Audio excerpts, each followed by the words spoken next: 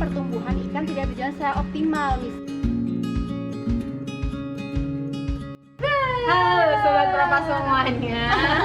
Kan tadi kan konten kemarin kan udah kita kasih pakan ikan. Betul sekali. Nah, kemudian teman-teman ada nggak sih di video lihat ada eceng gondok? Suka salah fokus nggak sih? Apa sih eceng gondok manfaatnya buat kolam? Oke, sekarang kita akan jelasin nih ya.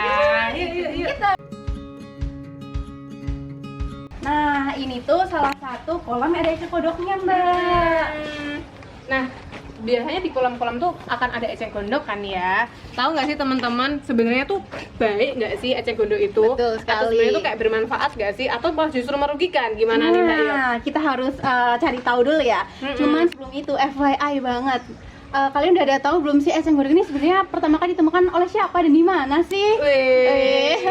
Jadi pertama kali itu ditemukan oleh salah seorang ilmuwan yang ada di Jerman tahun 1824 kalau nggak salah. Oke, jadi kalau teman-teman kan sebenarnya pemberian eceng gondok itu kayak bisa bikin mempercantik kolam nggak sih? Banget dong. Apalagi waktu eceng gondoknya itu berbunga. Yuhui, Iya kan? betul sekali. Itu. Jadi aku mau ngasih tahu ke teman-teman sebenarnya positifnya punya eceng gondok tuh apa aja sih? Nah, yang pertama, eceng gondok kan itu pertumbuhannya cepet ya guys ya. Dan ini itu bisa jadi tempat peneduhan si ikan-ikan ketika panas mataharinya itu ada gitu. Jadi melindungi yang pertama, melindungi ikan dari panas matahari. Nah, yang kedua, eceng gondok ini juga bisa untuk menyerap kotoran-kotoran yang ada di kolam gitu. Seperti polutan gitu ya, Mbak iya. ya.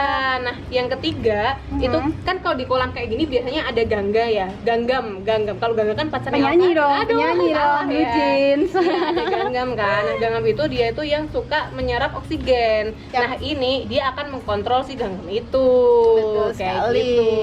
Nah, tapi kalau misal berlebihan juga di kolam itu juga akan memberikan dampak negatif. Apa tuh? Kalau dampak negatifnya nih, pertama pasti dia akan menyumbat aliran air karena terlalu banyak tumbuhan-tumbuhan seperti ini ya. Yang kedua nih, menyebabkan pertumbuhan ikan tidak berjalan secara optimal. Misal, kalau ikan-ikan suka berada di bawah di bawah tumbuhan kayak gini, Ya, berteduh terus. nah otomatis dia nggak mendapatkan sinar matahari yang cukup, sehingga pertumbuhannya jauh cenderung lebih lambat daripada yang ada di sana, yang ada eceng gondoknya kayak gitu. Iya gitu. Jadi sebenarnya eceng gondok ini ada plus minusnya. Betul sekali. Semua yang berlebihan itu tidak baik ya guys. Jadi tetap harus diperhatikan.